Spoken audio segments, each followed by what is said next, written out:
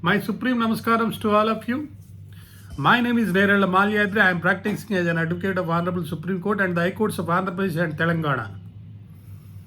After my retirement as a district judge voluntarily, I am interested now to speak to all of you regarding journalism and arrest and cases which many of you till now mostly aware either wantedly or unwantedly.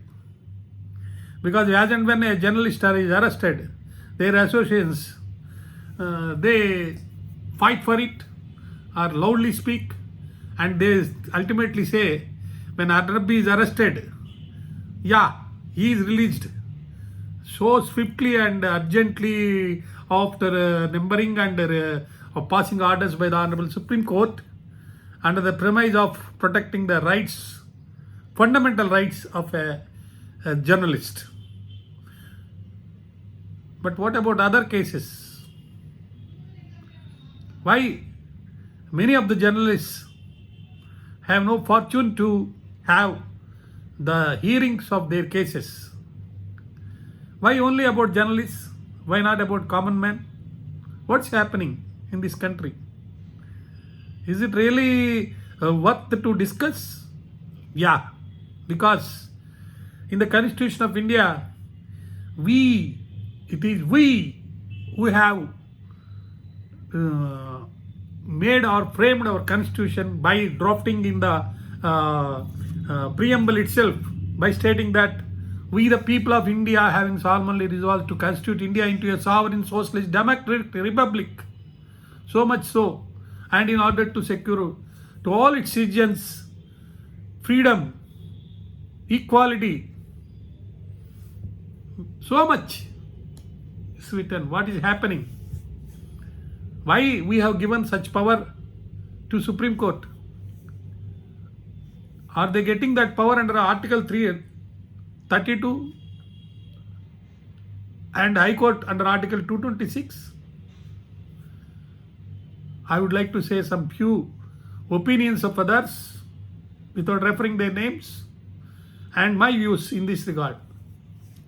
The unstated major premise of judicial realpolitik is that your power comes not from Articles 32 and 226 but from the public esteem and regard in which you are held, and that proceeds from the extent you act as our constitutional protector. In direct proposition says that there are only the trappings. We the people includes your esteemed selves. Excellence of the preamble was given to us all. My lords, for good reason, our trust may be wavering but not shaken yet. Urge you, do redeem us, do hear. The people wish you speak. This is what one great man has said. People are having faith in judiciary. It's because of the values, rather constitutional and moral, legal values which they are following. But unfortunately, here and there, if you look at the things, you will find that there are certain weakenings, defects in procedural aspects or in deciding the matters or in taking up the matters with delay or otherwise. There is acceleration by the political system for damaging many institutions, including the judiciary.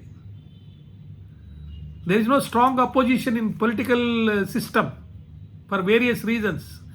The people of this country are also after the leaders who are in power and they support them. Where is the opposition? In order to attack and criticize as and when the party in power, whichever party it may be, is trying to accelerate the attack or demoralize the judiciary.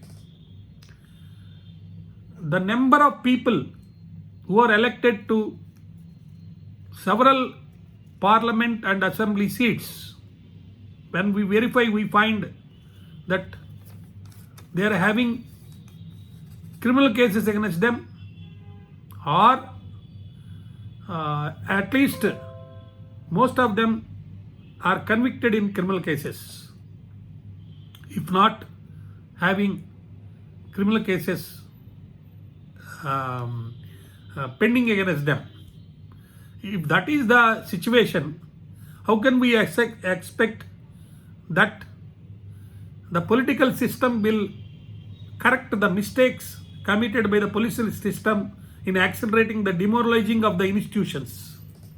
Look at the Bihar Assembly. It's a grim reminder of how much India needs to evolve as a democracy. Many of the criminals are elected to it. We may be the world's largest democratic country, but at the same time, it has got its own weaknesses. The voice of the people has been muted like never before. The time has come for a strong opposition to emerge and counter the attacks of the party in power or the persons who are in power over the institutions which have been rendering several services. We expect a lot from the Honorable Supreme Court and High Courts, because they are the protectors of our fundamental rights entrusted due to the power entrusted to them by the Constitution, and the leaders of our country, real leaders who sacrificed their lives during the freedom struggle, having experience of trampling of them and their rights by the British rule.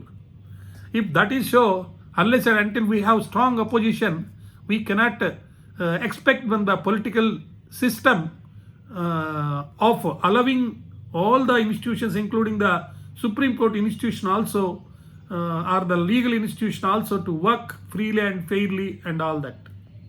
Why can't the political system take a decision for appointment of all judges by filling the posts which they are there?